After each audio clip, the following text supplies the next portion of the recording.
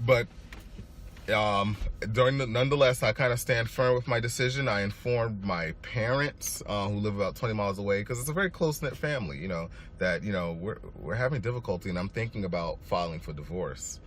And that was one of the scariest moments of my life, to inform my family, my parents, that we're going to be, I want to file for divorce. I'm unhappy, and I don't think the relationship is working.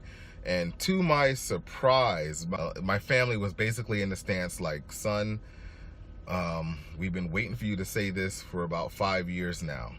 And literally, that was a tremendous moment, for me, to know that others around, ancillary to the situation, even though it's my parents and they're kind of biased, I know you would think that, but they truly felt that they've seen things, and they knew, and they were waiting for me to sort of come to my senses, so to speak. So to continue this saga, I informed my ex that I'm unhappy and I want a divorce. She's acting out in the most extreme ways that you can imagine, locking me out of the home, telling all neighbors, family, friends that I've abandoned the family. Meanwhile, I'm in the home. I'm just locked out every night trying to get back in. Just all the bad stuff you can imagine. That when I'm in the home, she's constantly yelling, screaming, throwing things at me in front of the children, mind you.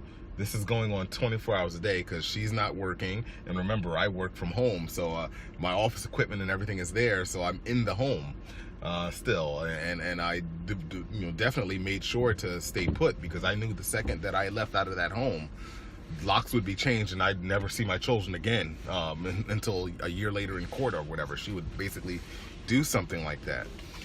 So I contacted an attorney and let him know of my situation, and how I feel that, my ex is going to make things very difficult for me, and how do I proceed. Also around this time, I start really researching to see, how does this normally play out in situations where, you have a guy who earns more than the wife, and at the same time the wife technically is unemployed at the moment.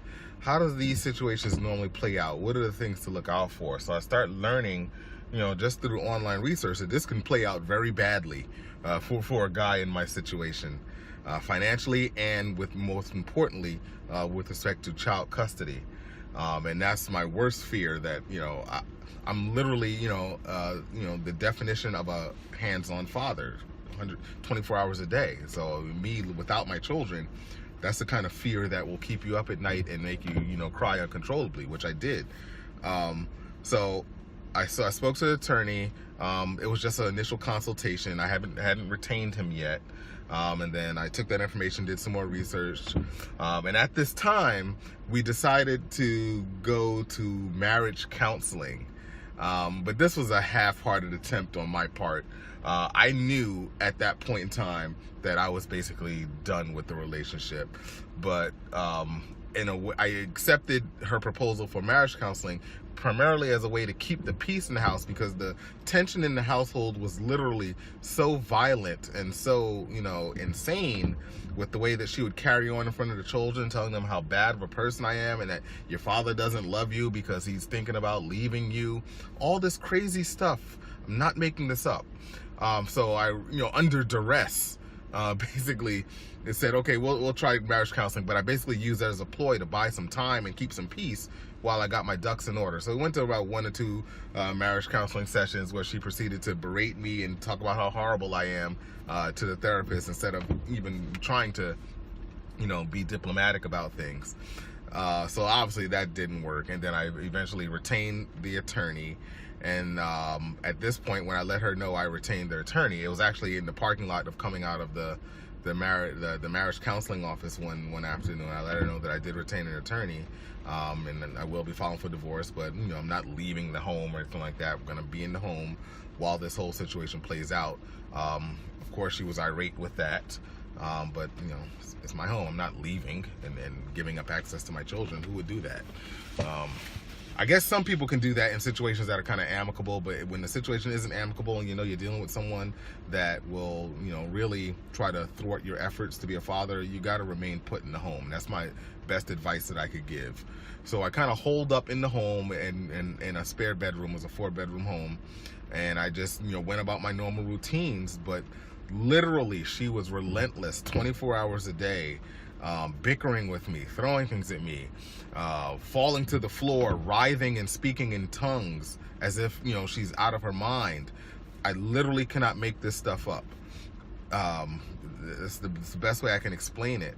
But I'm trying to be the calm one for the kids, telling them how much I love them, trying to keep their minds off of the craziness that's going off. And they were still young at this point. They were about 2 and about less than 1, you know, 2.5 years old and maybe a 1-year-old, something to that effect. So, you know, they weren't really that, they were aware of the difference, but it wasn't really, you know, at least I think it wasn't really that apparent to them, because I'm still there every day. But then little things, major things, I say little things started happening to make the situation even crazier. So she started doing things such as locking the children in the bedroom with her for 18 to 24 hours at a time. So we have a master bedroom, I'm in a guest bedroom. Because I'm there in the home, she doesn't want me to have any access to the children. So out of spite, she locks herself in the bedroom with the children 24 hours a day, in essence, making it so that I have no contact with the children. So I contact the attorney and says, like, you know, is this stuff normal?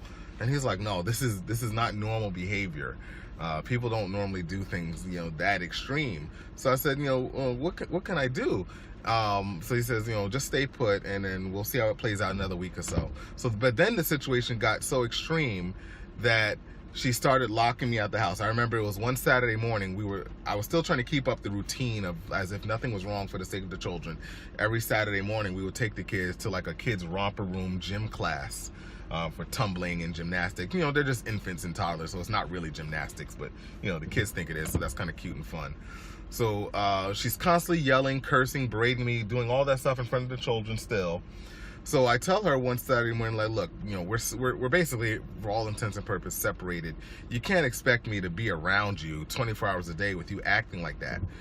You know, and she kind of blows up again. She grabs the keys from my hand to the house and proceeds to immediately run to the Sloman Shield alarm panel, change the alarm codes, and does something with the keys, but basically locks me out the home. So from that point forward, let's say that was like, I think that was like April of 2016, I'm at this point in time locked out of the home with no access to the children. So I'm locked out of the home. I immediately contact the attorney, and we start thinking next steps to fight this in court. And I'll proceed with the story later in the next video.